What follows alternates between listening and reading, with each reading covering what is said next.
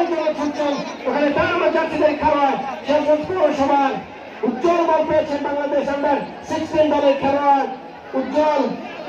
সুপ্রিয় দর্শক মন্ডলী, 2-1 গোলের ব্যবধানে এগিয়ে শেরগঞ্জ পৌরসভা। আবার এই মুরাদ আপনাকে আমন্ত্রণ জানাচ্ছি। Thank you Bilal Mahmud. আপনার করে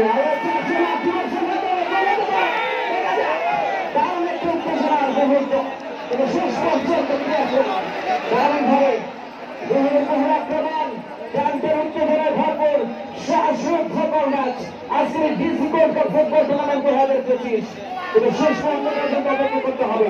খেলার যে গতি শেষ পর্যন্ত লক্ষ্য নষ্ট হয়ে গেল, ক্লিয়ার করলেন বল চলে গেল সালমানের ভাই।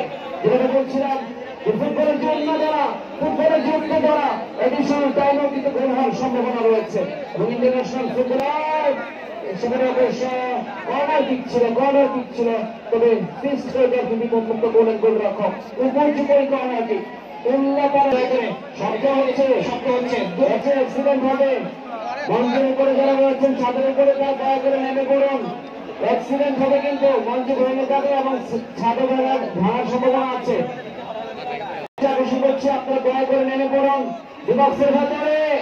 তবে ক্লিয়ার করলেন, এখনো বিপদমুক্ত হয়নি, বিপদের ঘনঘটা রয়েছে। ডান পায়ে বিপক্ষের ভেতরে আবারও ফেরার চেষ্টা কিন্তু ক্লিয়ার করলেন। পরবর্তী বল চলে এসছে, এবার থেকে বল পেয়ে গেলেন সেখানে মানিক। আমাদের ফুটবলের যে চান্স পেয়েছে সিরাজগঞ্জের এই কৃতি ফুটবলার, সিরাজগঞ্জের এই সূর্য সন্তান এবং ফুটবলারদের মধ্যে আগে দুটো ফাহিম, আব্দুল্লাহ পারভেজ এবং প্রবীণের ফুটবলার আখি, যারা জাতীয় পর্যায়ে প্রতিনিধিত্ব করছে সিরাজগঞ্জের হয়ে। ঘটনা থেকে আরেকটি আক্রমণ, তো বল চলে গেল সরাসরি গোলরক্ষক তার কাছে এবং ধারাভাষ্য হয়েছে আজকে আমরা তিনজন, আব্দুল্লাহ মাহমুদ, শাহজাহান মৃধা এবং আমি মুরাদ। কমেন্ট বক্সের পক্ষ থেকে আপনাদের সকলকে জানাই আরো একবার আন্তরিক অভিনন্দন। এবং কিন্তু সরকার সরকার থেকে জানতে হবে বল চেষ্টা সেখানে বলছেন 5 নম্বর জার্সি থেকে খেলোয়াড় শাহর উল্লাহ করা হতে পারেনি। বাবরান্তে আরো একটা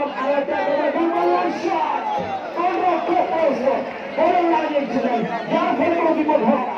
দুর্দান্ত গুরুত্বপূর্ণ বলটা গোলরক্ষক কিন্তু বলের লাইনে থাকায় যার ফলে কোনো বিপদ হবে না। এটা যদি পুরোপুরি সার নিতে পারতেন, গোলরক্ষককে পরাস্ত করতে পারতেন, তাহলে কিন্তু আরো একটা সমানে গোলের দেখা যায়।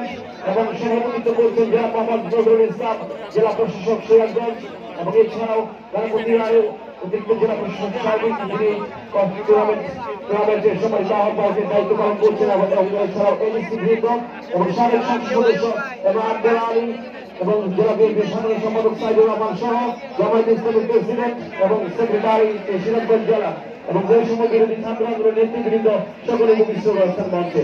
সকলকে আমাদের তরফ থেকে জানাই আন্তরিক অভিনন্দন এবং অভিবাদন। রাইটিংকে ছোট করে স্কোর করলেন, সেখান থেকে বল পেয়ে গেলেন, ব্যাক পাস এবং কিন্তু লম্বা করে বাড়িয়েছেন, তবে সেখান থেকে শুরু করতে পারলেন। বল পেয়ে গেলেন